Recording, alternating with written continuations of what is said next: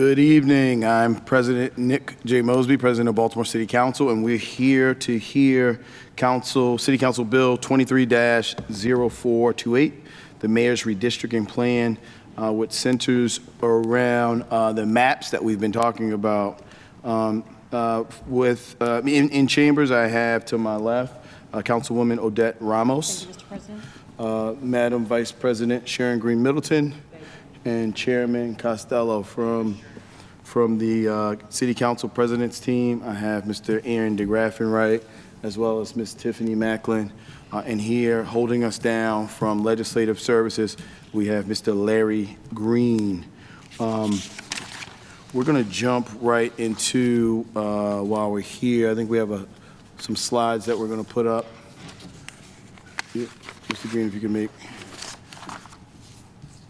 So I thought it was really important before we start to hear from the community on the mayor's proposed map and the proposed amendment that the City Council has come up with to date. I think it's really important for us, just from a housekeeping perspective, to let folks know where we are today and lay out a realistic timeline about where we move forward. You gotta say okay. Just say okay. And just press the X.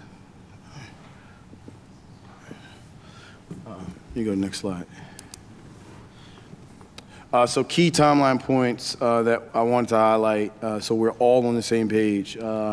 Based on the Baltimore City Charter, the City Council has to take action in 60 days after the mayor presents the proposal to the council. So just like every bill that comes through this chamber, the administration proposes the bill, the council takes on the bill, we hear the bill, it has to go through first reader, second reader, and third reader, and then it ultimately is passed back to the mayor for his either signature, veto, or he has the ability doing nothing. That's on most bills. On this particular bill, it says that, based off the city charter, that we have to do all of that legislative process in 60 days. Now, one would assume that council taking action means that the council passes the bill on to the mayor. However, the city solicitor has ruled that the entire process must take place in that 60 days, meaning the council receives the bill, the council hears the bill, the council votes on it from second to third reader, the mayor gets the bill back, and then the council, if the mayor should so choose to veto, the council would have to override, all in 60 days. It's a tremendously arduous process of working with maps. Obviously, when we push something, we have to pull something, and when we pull something, we have to push something. And it affects each community, each precinct in different ways. And obviously, we all love our neighborhoods, love our boundaries, love our representatives, and that is a very challenging and arduous process. I think it's really important when we're talking about where we are, again, in those 60 days, that's saying that not only do we have to pass this bill out, but the mayor has to sign, or the council must override that veto, again, inside of that 60 days. It's important to note that, and we're going to go to the next slide, that if the mayor vetoes after 60 days, the council will not have the ability then to override. Many people would call that a pocket veto, meaning the legislative body that could take action that would normally have the autonomy to overturn a veto, that this body would not have that. I think it's also really important to note that when we receive the proposal from the mayor's office, at that point there had not been any community input or testimony. The council felt that it was unproductive for us to continue to move forward without setting up these town halls. So this is the third town hall, and I believe maybe the 7th meeting that we've had open to the public to try to drive as much transparency and accessibility as it relates to this really, really important process. I think I've been calling it the foundation of what our democracy stands on. It's us trying to pick boundaries so folks will know who their elected officials are during the time of not only elections, but more importantly, during governance. So again, the city solicitor informed the council 2 critical dates, and I think it's important for everybody to know these dates. And I'll read it verbatim. The mayor must veto by October 30th or sign by November 6th to allow the council to complete the full legislative process. Otherwise, again, the mayor's map basically automatically goes into effect. So those 2 dates are critically important. October the 30th, or he must veto by October 30th, meaning the council will have 1 additional meeting to override that veto, or his last day of signing it would be on November the 6th. If the mayor chooses not to sign on November the 6th, then again, it basically becomes a pocket veto, and the map that was presented to the council 40-odd some days ago would go into effect. So we're all there, we all understand? All right. Coming into the night, I think there's, we can go to the next slide, a couple key points. So obviously we've received hundreds and hundreds of testimonials through these town halls. I'm pretty sure not myself, but my colleagues have received a tremendous amount of emails, Facebook, Twitter, Instagram, calls, and we came up with the map that we presented a couple of days ago. So this is an opportunity for the community to communicate any concerns or problems that they might have. What we also wanted to do was kind of note some of the changes from that map of a lot of testimony, a lot of concerns that we've been receiving from the community. I'm pretty sure many will hear tonight. So we wanted to kind of identify things that are under consideration based off of the level of input that we receive from the community or the particular council members that represent those areas. So just to put it on the record and highlight, 1 precinct in Bel Air Edison would stay in District 2 instead of moving to District 3. That's precinct 26-022. 1 ghost precinct has no voters. That's what a ghost precinct means. Moves to District 3 from District 14 to consolidate Morgan State University and Herring Run Park in D3.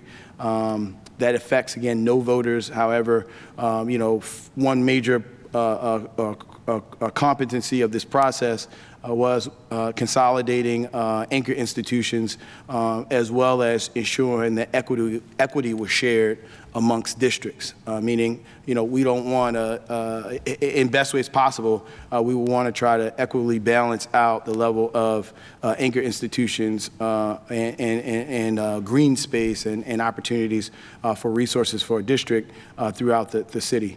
The next one, precinct 25-017, moves to District 9 from District 10, 20-08 from District 9, to District 9 from District 8, precinct 1902 to District 10 from District 9, precinct 2719 to District 4 from District 3, and precinct 804 to District 12 from District 14. Mr. President, the last one is incorrect. Your map actually has District 804 going back to the 14th District. Correct.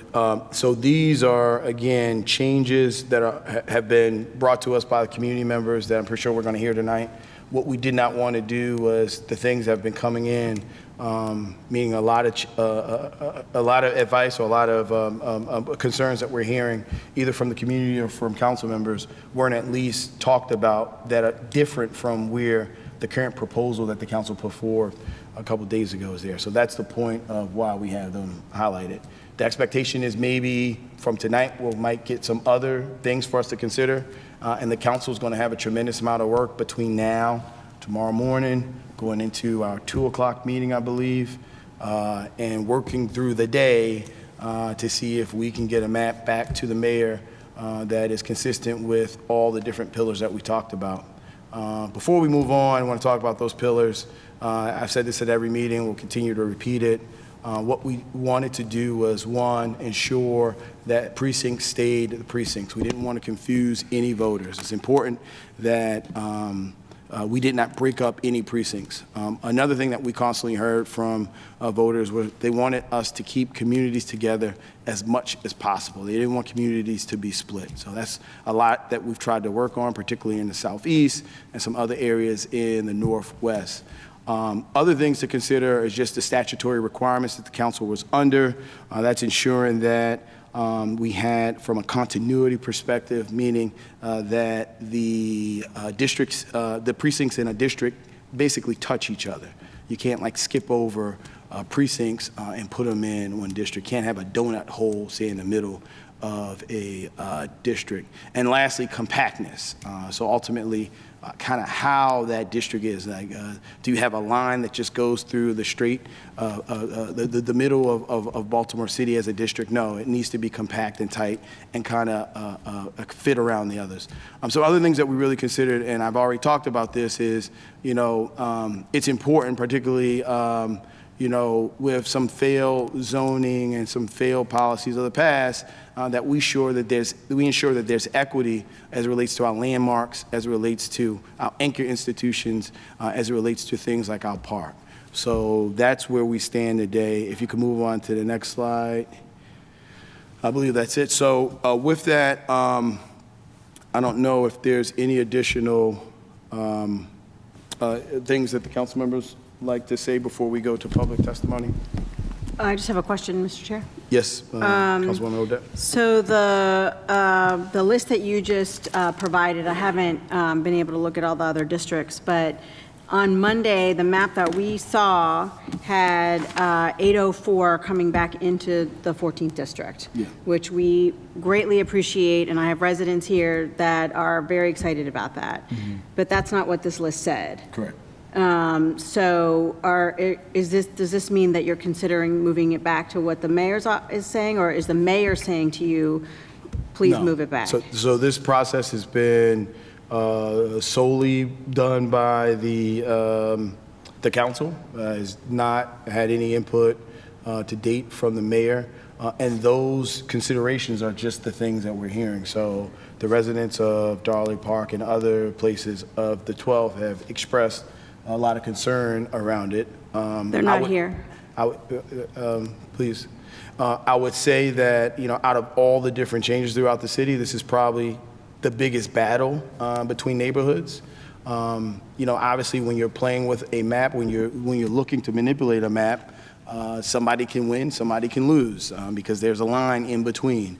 But I think it's really important for this council. We've really pushed down this path forth of transparency and accessibility to provide everybody the chance to weigh in on this process, whether they do it via email or they do it via WebEx tonight or they show up in the chambers. So again, for us to take in concerns and then not communicate it out to the general public is completely contradictory to the process that we have been running and what we'll continue to do forward. So, you know, obviously, you know, based off of all the information that we had and what we've been able to do, we took our best step forward in a very limited time to do a map that we felt we could be proud of as it relates to the statistical analysis of compactness and continuity, as well as, again, factoring in keeping neighborhoods together, having equitable distribution of resources and assets and anchor institutions, and just really living with the thread of how communities shape the city of Baltimore.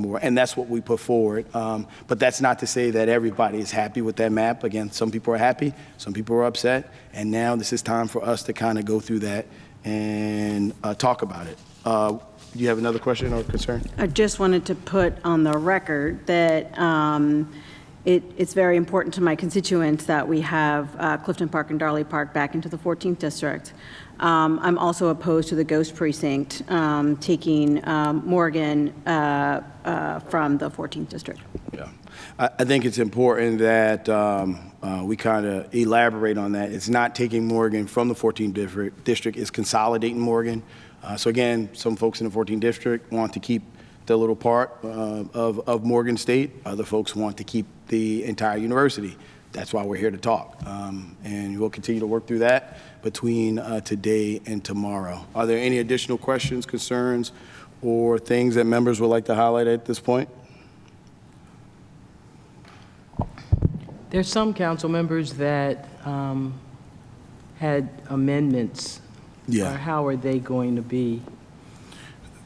Thank you, Madam Vice President. I think that's a good point. There are several council members that we believe or we know will bring some amendments forward tomorrow. We'll look at this map kind of as one all-inclusive amendment per se, you know, with the changes from what the administration presented. But then we'll also look at the council members' amendments individually, and we're going to ultimately have to vote through them. Obviously, we all know that, you know, maybe District A wants something that affects District B that throws off the continuity, the compactness, and it also could affect things like neighborhood boundaries, because precincts do not go with neighborhood boundaries. So, but that's the process that we will undertake tomorrow. Yes, Mr. Chair. Thank you, Mr. Chair. I think you touched on it briefly earlier, but can you talk about briefly for the awareness of the public why it's critically important that precincts that are populated with people are not proposed to be split versus ghost precincts? That's a great point. So a ghost precinct, again, we kind of talked about it earlier, is a precinct that shows as a precinct but does not have any population. So for instance, some of the academic buildings around Morgan, they're in somewhat of what we would call a ghost precinct. Or say, for instance, maybe you had a golf course that was a precinct. No one lives there, so we call it a ghost precinct. So it's really easy to kind of split up those boundaries or move those precincts around because the bottom line of why the census brought us here is population shift and change. Obviously, that has no impact to population shift and change. Now, it could affect continuity or it could affect compactness, but obviously those are lower tier things that would be factored in something of a ghost precinct. What the chairman Costello wanted me to raise up is a active precinct, a precinct with actual voters, with actual bodies in them. Many folks sometimes like to split up a precinct because they want their neighborhood to be in one district. Unfortunately, again, the precinct lines do not naturally run by the organic lines that we've developed our neighborhoods in, and the precincts have not been amended in quite some time. So sometimes precincts split neighborhoods, and in those cases, we would never split a precinct.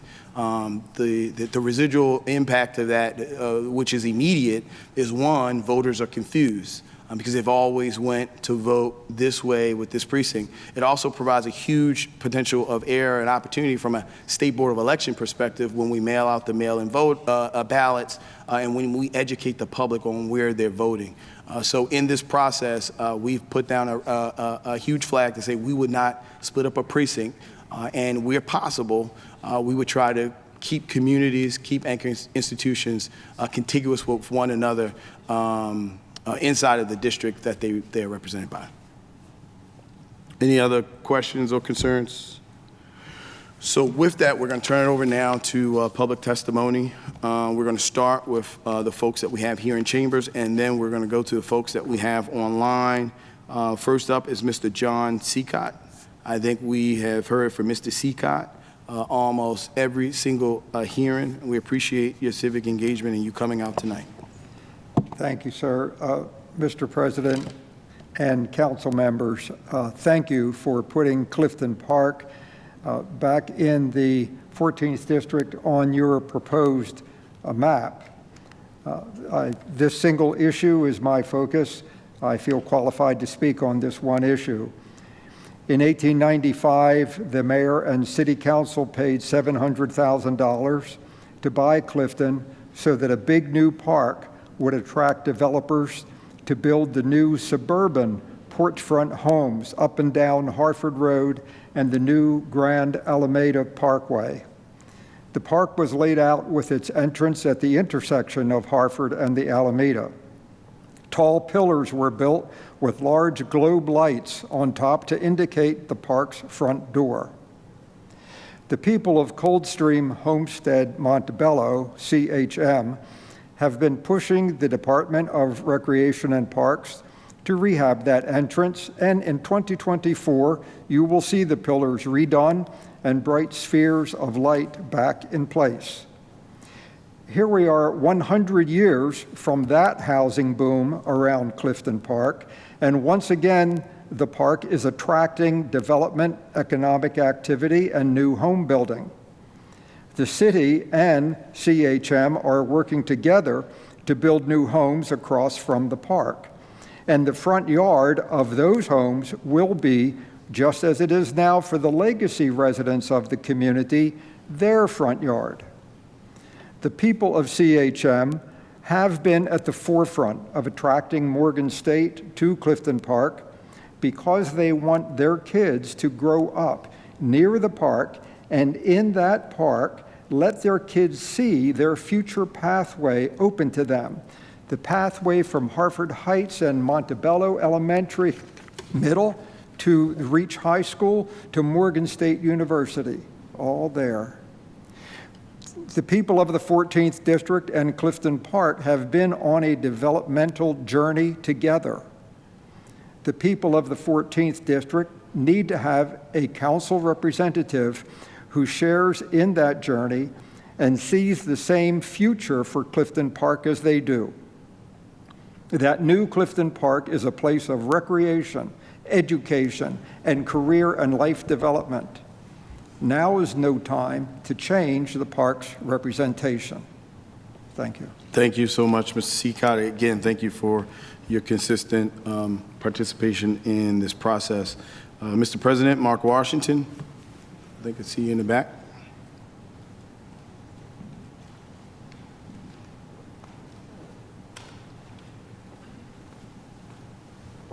Thank you, Mr. President. Thank you, council members. I'm going to be brief. Regardless of how this situation turns out, I just came down here to thank you all for reuniting Clifton Park with the residents of Coldstream Homestead, Montebello. It is, as Mr. Cicott said, our front yard. Making certain that we weren't disenfranchised means quite a bit to me personally and to the residents of Chum. Looking at the way the map is drawn now, there isn't much difference between the map as proposed by Council President and the mayor's map. So I thank you for taking that very studied approach. But more importantly, I thank you for not disenfranchising those 8,000 residents of Coldstream Homestead, Montebello that call Clifton Park in, their home. And I think it's also, I'd be remiss not to mention that the precinct of 8-4 should also be factored into this. It is, something that I believe allows the true opportunity to work collectively to move this park forward in a way that it needs to be moved. So thank you all. Thank you, Mr. President.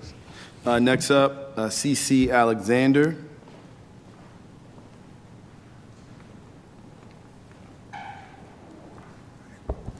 Thank you, Mr. President, for having me, to council members here. I'd like to thank you all. I'd like to come from somewhat of a different perspective, and Mark is right, so is John. Chum's thumbprint, fingerprint, signature is on everything in Clifton Park. Every improvement in Clifton Park has been with the efforts of people in Chum. Now, I'm not saying that South Darley Park didn't do perhaps what they needed to do, but the bulk of the work has always been done by the Chum community. I say that to say that when people bought their homes, they bought their homes because of that green space. That has added to the beauty of where I live. I heard you say something about equity and balancing green space, but balancing green space does not mean taking from one and giving to another. It means sharing. And the park is something that we can all share in. Chum had written a grant to receive money to build new homes in the Chum community. And one of the selling points for that was Clifton Park. And I believe that if the city does what it's supposed to do, because you've been the holdback, not you personally, but the city for sure, if you do what you're supposed to do, we should be able to break ground on those homes, still using Clifton Park. But if you take away that park, if that park is taken away, then whatever advertisement we put out to the public is a lie. But it's not a lie that we fomented, it's a lie coming from City Hall. And so I ask that you consider what that park means to the entire community, as well as to other parts of the city. We can share that park, but don't take it away from us. With that, I have a letter here from one of the seniors who really tried to make it down here but could not. This is from a Miss Daisy McLean, who is a member of our Chum community. She's here, And I believe. She's here now? Is it Ms. Daisy Miss McQueen? Daisy? Miss Daisy, would you like to read your letter? Okay.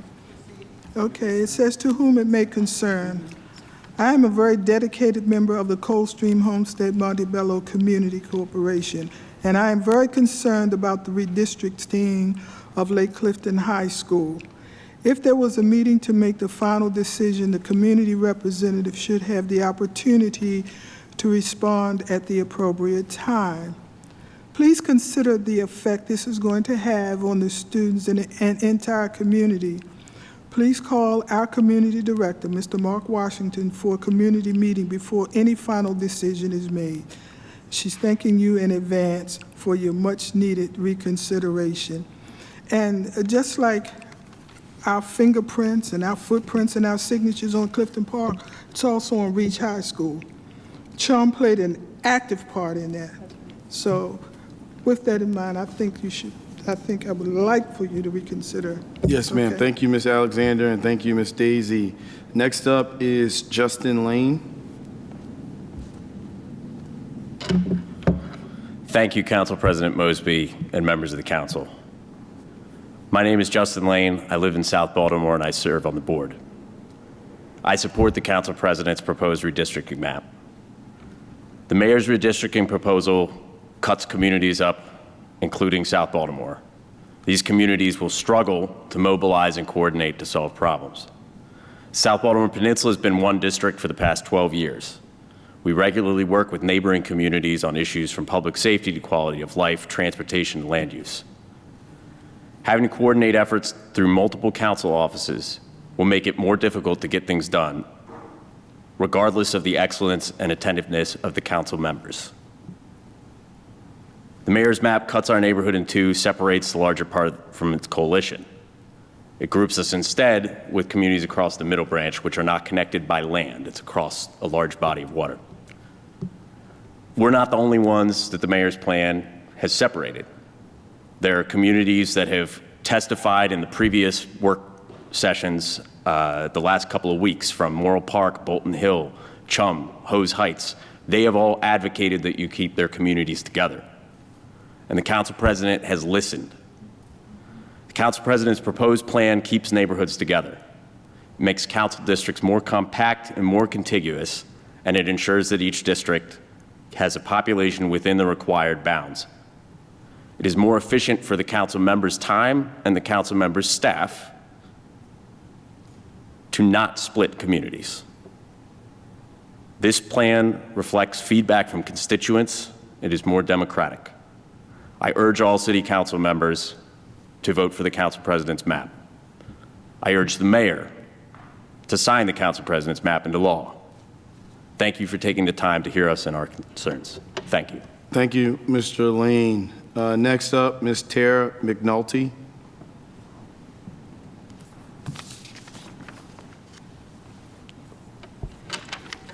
Thank you, Council President Mosby and council members for holding these hearings.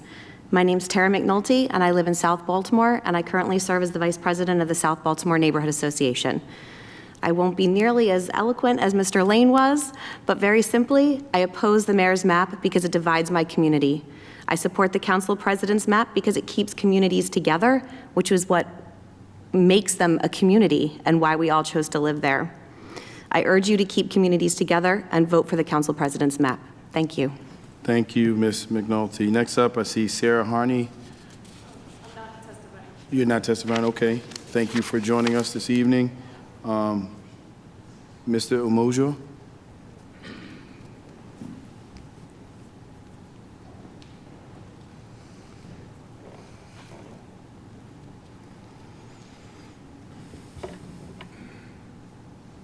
Mr. President. Mr. Umojo. Councilperson. Last time I was here, it was a different situation because I was a little perturbed about the way y'all was doing the 14th district. I'm kind of happy today because of the way you redrew the map. Well, so the map that we presented that day, that's the mayor's proposal, and then we had to come out with some recommendations. I know. Yes, sir. This is your proposal. Yes, sir. And I'm very welcome that you decided to try to help us, whether it passed or not. I'm hoping that it does go through. And I'm happy, and I'm reiterating what the other people in Chum said. I don't have a lot to say this time, but I'm kind of happy that you considering keeping Clifton Park in the 14th district and doing what you have done this time. Thank you. Thank you so much, sir. And then last but not least, from our sign-in sheet, it's not checked to testify, but want to make sure I call the name. Shai Issa? No? You want to talk, Mr. Shaw? No? You don't have to, sir. You can if you want. Okay, since my arm being twisted, I think I'll do this. Yes, sir. Mr. President, council members, Pull the mic down a little bit. I'm a 52-year member of the Chum community, a fighter for that community, and my hopes that it stays the way that it is with Clifton Park. There's a little story. I like to tell stories to try to bring out a fact. The little red hen wanted to make a cake. She asked for help. She got none. The cake was made. Then she got all the people came to eat the cake. So when Chum was fighting to get things done, we didn't have any help. Now that we're in Chum and things are moving smoothly, everybody wants to be a part of it. So I'm asking that it remain in Chum and we can still work together. Thank you for your time. Thank you so much, sir. So that concludes the folks who have come in to testify. You're gonna go to.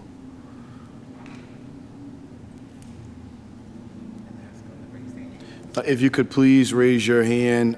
It's the function all the way to the bottom next to the smiley face with the 5 fingers. First up, we're going to go to Miss Deborah Mason.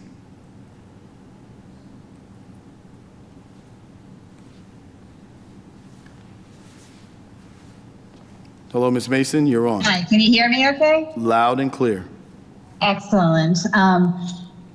Mr. President, Madam Vice President, council members, first of all, thank you for having this hearing. I appreciate the alacrity with which you must work to get this passed, and I appreciate, therefore, you taking the time in order to hear from the community. And I have to say that when I first saw the new map on the banner, I was delighted because I saw that Clifton Park was no longer going to be moved to the 12th, but rather remain in the 14th. Now, I live in Mayfield, which borders, part of Mayfield is in the 14th, the other part is in the 3rd. And we also border Clifton Park, and we work with Chum on a variety of projects in order to better the park and make it a real regional resource for the city and for out-of-city users. So when I saw that it was going to stay in the 14th, like I said, I was just simply delighted because I thought, yes, now we will have representation through our councilwoman who knows how important that park is, not only to the neighborhoods, but also to the city and to the region. So, and I thought that the council was taking our concerns that we raised seriously and making a decision that benefits the residents around the park, but also through the park, the city as a whole. And so I'm rather confused by tonight's statements and by the slide that was indicating that indeed Clifton Park was going to go back into the 12th. And so I was just wondering what good is to be gained by moving the park to the 12th. There would be no change in the population of the district. It will not really contribute to compactness in any way, and nor does it encourage contiguity.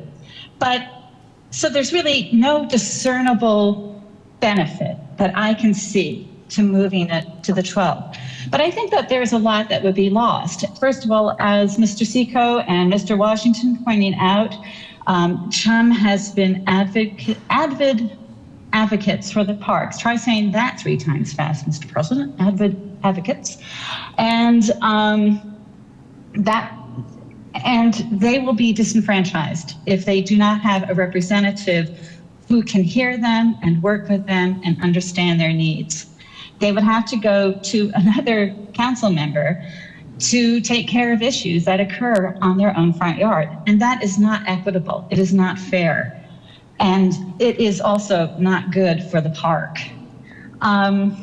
Also, working with CHUM and Councilwoman Ramos and different city agencies, we are encouraging the city to look at Lake Montebello, Herring Run, that part of Herring Run on the west side of Harvard at any rate, and Clifton Park, not as 3 separate green spaces, but rather as a holistic regional resource. And if there are so many representatives involved, we fear that the ability to come up with a plan that would meet those requirements would be lost. And so, so for that reason as well, I believe that not only should Clifton Park remain in the 14th, but also that Ghost District up by Morgan State should also remain in the 14th because that would be part of the area that is under discussion. So thank you very, very much for the opportunity to talk. I truly appreciate the fact that the council is taking in public comments, because sometimes I feel like the neighborhoods are not seen as partners, but rather as barriers to, as far as the city is concerned. So it is indeed refreshing to have the opportunity to make our concerns known and heard. Thank you very much. Thank you so much, Ms. Mason. Next up, we're going to ask folks to keep testimony to 2 minutes. Next up, we have Ms. Reuter. Ms. Reuter.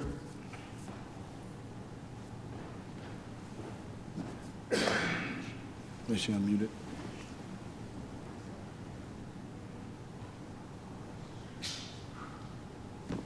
I believe you're unmuted at this time. Can you hear me? Yes. We can hear you, Ms. Reuter.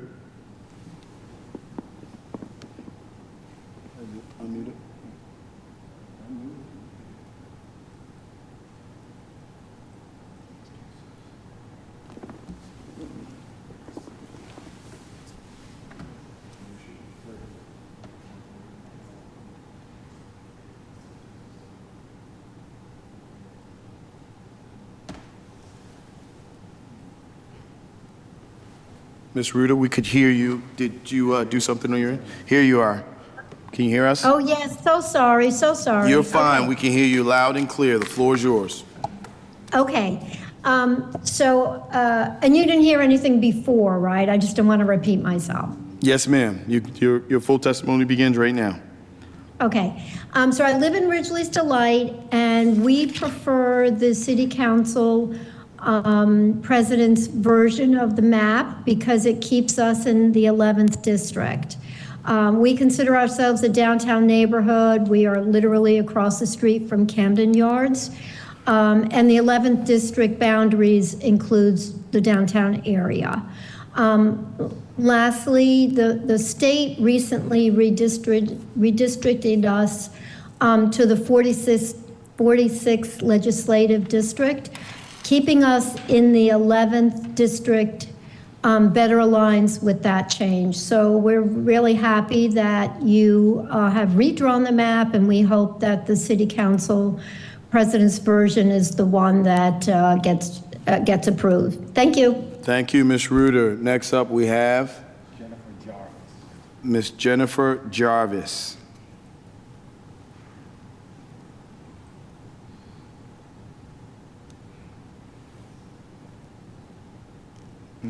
Council President Mosby and members of the City Council. My name is Jennifer Jarvis, and I'm the president of the Heathbrook Community Organization. We are located in North Baltimore. We're talking about precinct.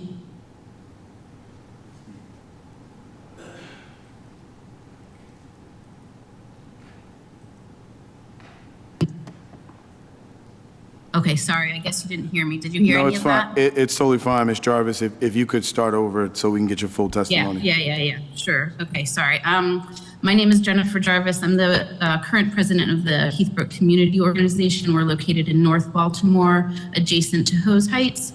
And the precincts where our neighborhood encompasses are 27047, currently in District 7, and precinct 13002, which is in the 14th District. And under the mayor's proposal, precinct 27047 was due to move to District 6 from District 7. And while I wasn't able to attend prior hearings, I've got a lot of engaged neighbors in my community who I think were able to express some of our concerns about the proposed move. So I won't repeat myself. I'm just here to say that we're very grateful to the City Council for listening to our concerns, and grateful that the new map keeps us in District 7. We have a good working relationship with Councilman Torrance. He and his staff are working with us on a number of issues right now, and we would like to have that advocacy work not be interrupted. And so I just thank you for listening to the community, and I hope that Mayor Scott will also support these changes and that this proposed map will pass. Thank you very much. Thank you so much, Ms. Jarvis. Ms. Mary Zhu, we're going to unmute you. That kind of rhymed. Some laughter in the chambers, guys. Been a long day. Ms. Mary Zhu?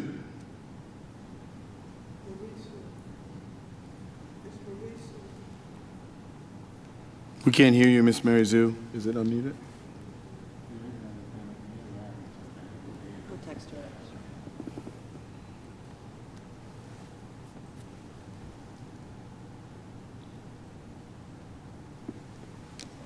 Ms. Mary Zhu?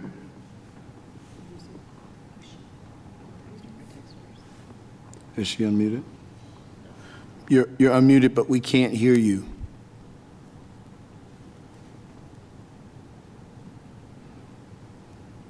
Okay, I believe we had some technical difficulties before, so we'll come back to you, Ms. Mary Zhu. If you can hear us, we can't hear you. The next person that we're going to call is Mr. Bennett.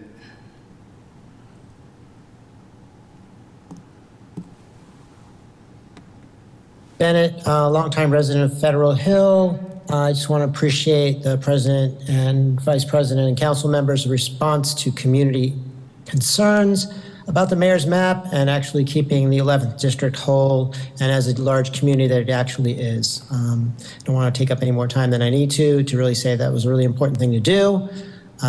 Been in this neighborhood for 20 plus years, and it's all definitely one big community. So I appreciate you listening to our concerns and making sure that happened. Thank you for your time. Thank you so much. Next up, Sandy Baltimore.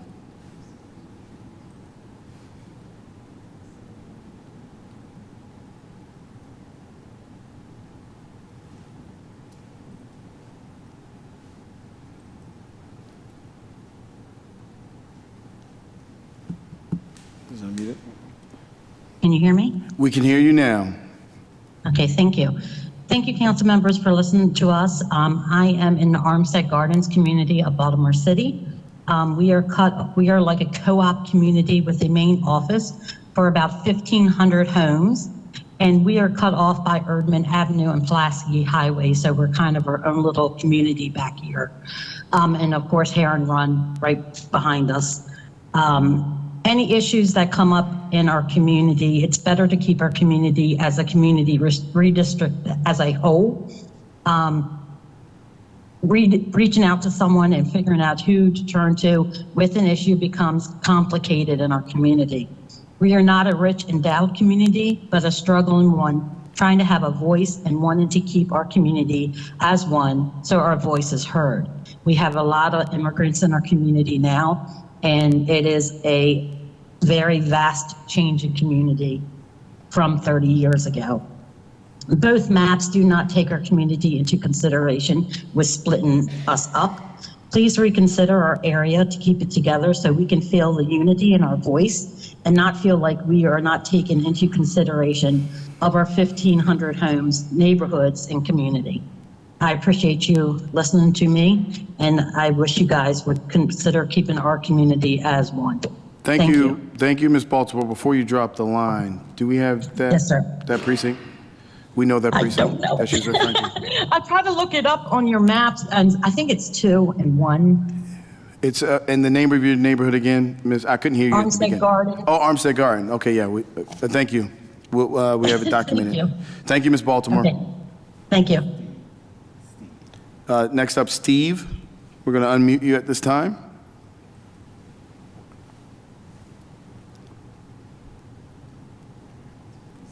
This is Steve Preston. I'm a resident of the Patterson Park neighborhood.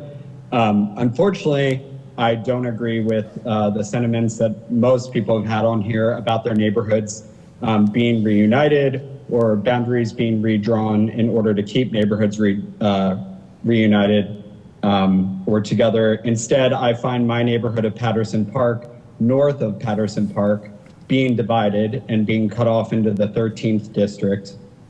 I myself decided to invest in this neighborhood some 11 years ago, and through blood, sweat, tears, and pure neighborhood involvement, we have turned the tides of a bad reputation on the north side of the park and really made our neighborhood shine. And that has also added to the first district. And I would say that this plan, both by City Council President and the Mayor, divides our neighborhood in half. And I understand the equity piece and trying to distribute population, but I think if you check your math, the math does not add up here. And on top of that, it's dividing our neighborhood that we have fought so much for to be integrated with the neighborhoods around us that touch the park. And so dividing us off into the 13th not only severs us from the park, but severs us from the neighborhoods that we have worked so hard with over the last 11 years and well beyond that in order to unite us around Patterson Park, which, if anybody remembers, was a dying park at one time. So I ask you to reconsider this proposal and keep Patterson Park neighborhood whole within the first district instead of severing us off into the 13th. It feels like an unfair trade for years of blood, sweat, and tears that we have all poured into here. So I ask you for your consideration and thank you for your time. Thank you so much. I think, like we talked about before, this is an example of how a precinct will cut off part of a neighborhood, and that is this southern boundary of the 13th district and the northern portion of the boundary that you can see on your screen right now of the first district. But thank you, Steve, for your concern and providing it to the council. Mr. Thank you. Bazari? Bazari. We're going to unmute you.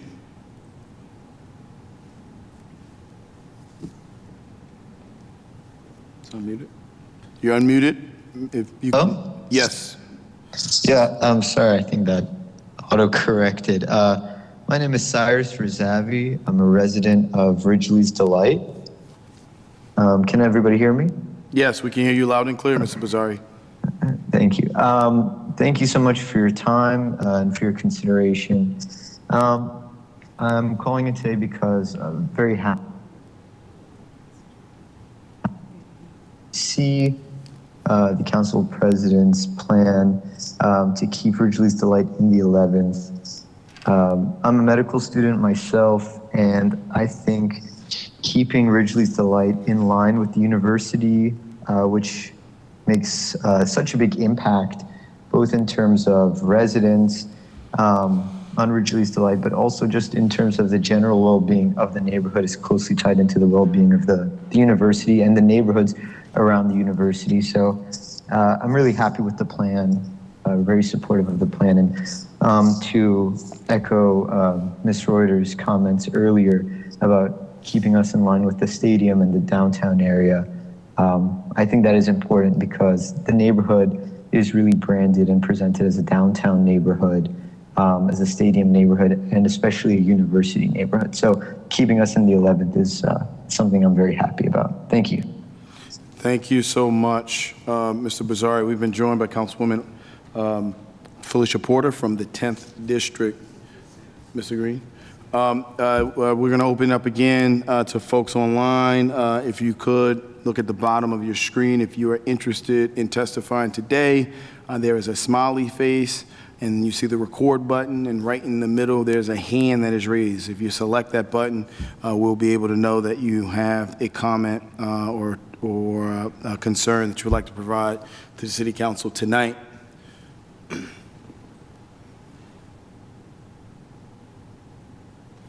Again, we do not see any additional hand raise in the couple of dozen folks that we still have on, but we'll give it another 30 seconds. If you're interested in testifying, in order for us to unmute you, you have to utilize the hand raise function that's at the bottom of your screen. Still no? Oh. Mary Zoo, we're going to try to unmute you again and come back to you. You're unmuted. Can you hear me now? We can hear you loud and clear. The floor is yours. Wonderful. Thank you for an opportunity to speak. I am disappointed that,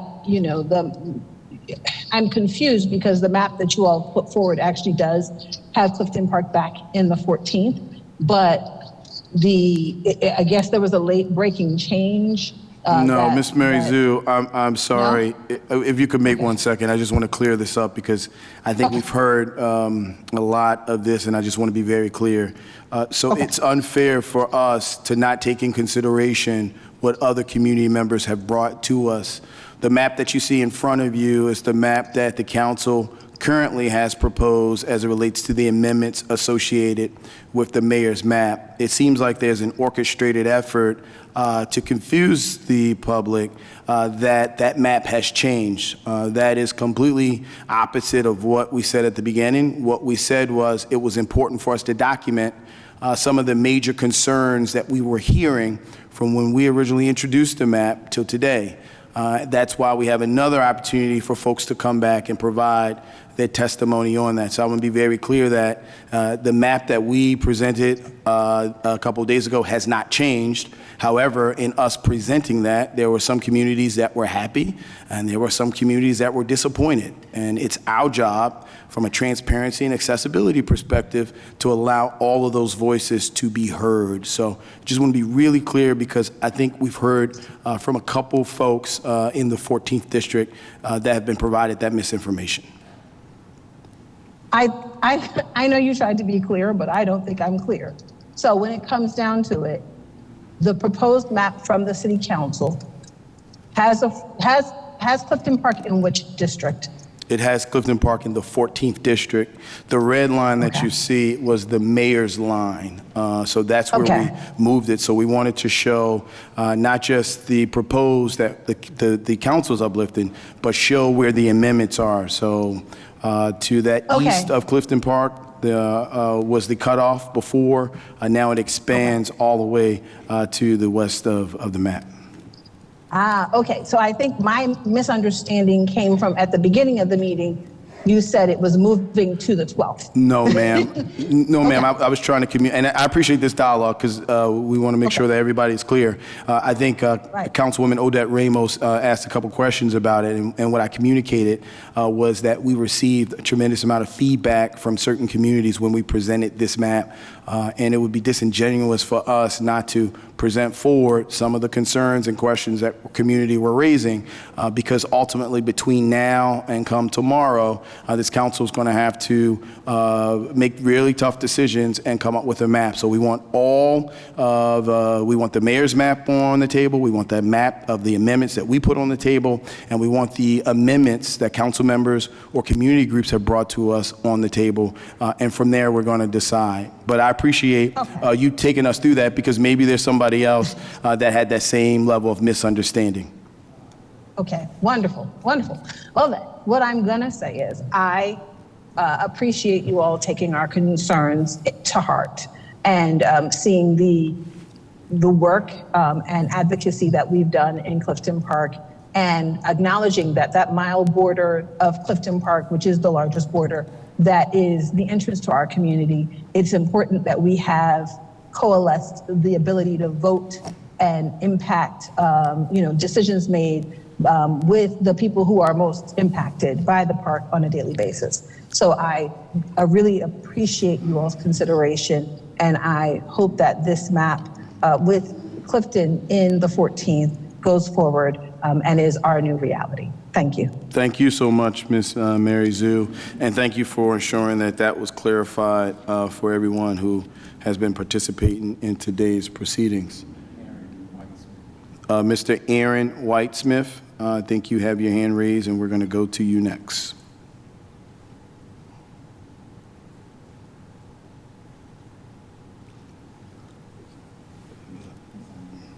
Mr. Whitesmith, you're unmuted. I did hit unmute.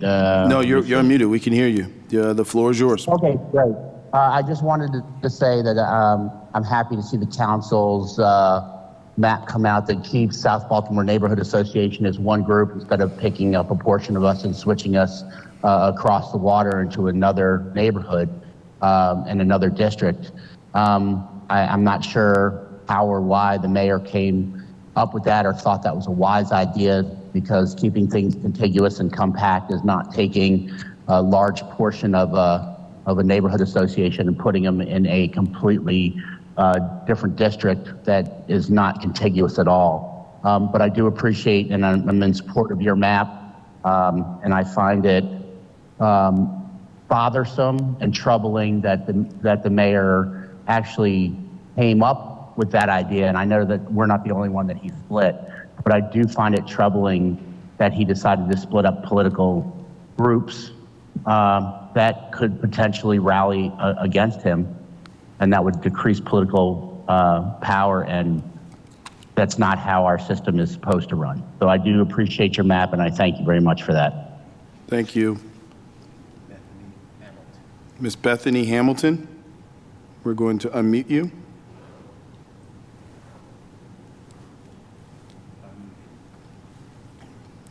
If you can hear us, we can't hear you, Ms. Hamilton. Hi, I'm Bethany Hamilton.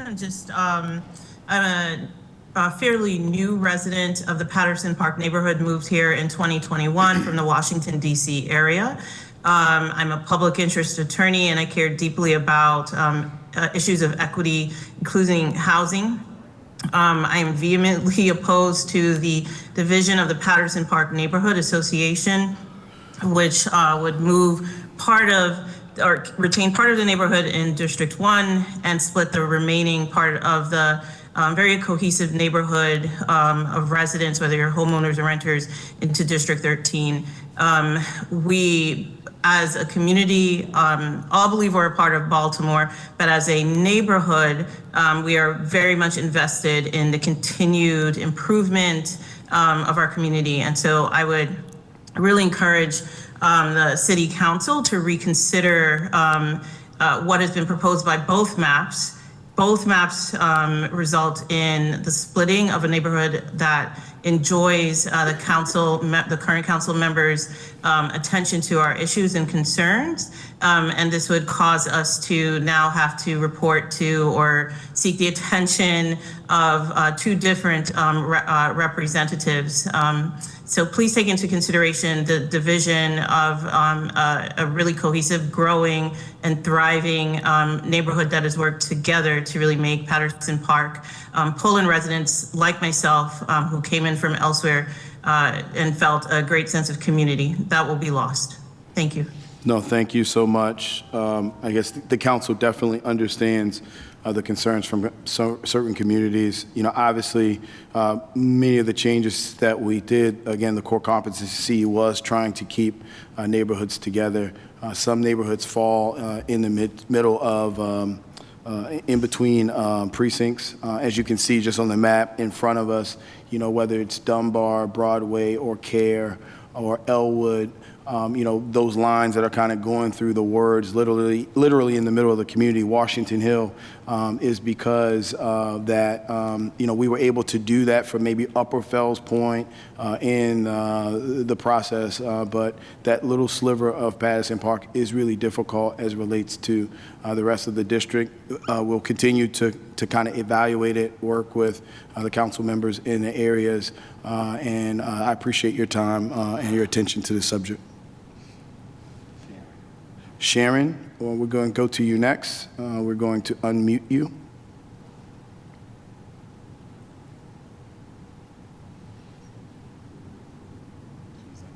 You're unmuted, Sharon. Yes, can you hear me? Loud and clear. The floor is yours. Thank you. Thank you, President Mosby. I want to thank you, first of all, for doing this redistricting map with the Forest Park Neighborhood Association. And having us as one, we would greatly appreciate that. So we're loving what we're seeing, and we look forward to this map being approved. It will help our association out greatly. Thank you so much, Ms. Sharon. Michael Murphy, you're on next. We're going to unmute you. Michael Murphy. It's Mike Murphy from South Baltimore. I did submit written testimony, but I did want to, come off mute and thank the council for the work that they've done on this to keep South Baltimore in District 11. The redlined area, as you can see, has no connection to Area 10, being divided by water in both industrial area. The mayor's map also would split Area 30 residential parking permit program. And as we know, parking is a very contentious issue in many parts of the city. So having that under a single council district for the next 10 years will be very helpful. And I'm in support of the map, and I hope that it'll be approved. Thank you, Mr. Murphy. B. Nelson. V. Nelson, you're next.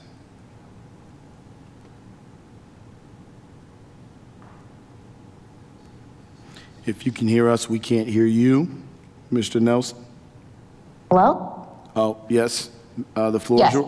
The floor is yours. Good evening. My name is Veronica Nelson. I'm also a resident of Patterson Park neighborhood. I won't repeat all of the excellent points that Steve and Bethany have already made. What I do want to point out is there are definitely neighborhoods. I know that no one wants to be sacrificed, but if we're talking about cohesiveness and actually, making sure that neighbors are whole, there are complete neighborhoods that are whole, that are fully in District 1 currently on both maps, that are closer and would not be broken in two if you took the entire neighborhoods. Again, I won't say names because I don't want to feel like anyone is expendable, but you all know those neighborhoods. If you go all the way to the east, there are complete neighborhoods that you could absorb into 2 or 13 and not split our neighborhood. People have worked very hard to be part of that, and it's in the concept of not only everyone's working hard, but it literally doesn't make sense as when you look at the lines north, once you go over Orleans, it literally is a different neighborhood with different needs. It becomes industrial once you're actually past Elwood. So I'm not sure if when they were drawing those maps, you just keep saying precincts, but come out and talk to District 1 people, talk to the representatives. And it's not just a precinct where there's squares. There literally are neighborhoods here, communities here. We just had a block party.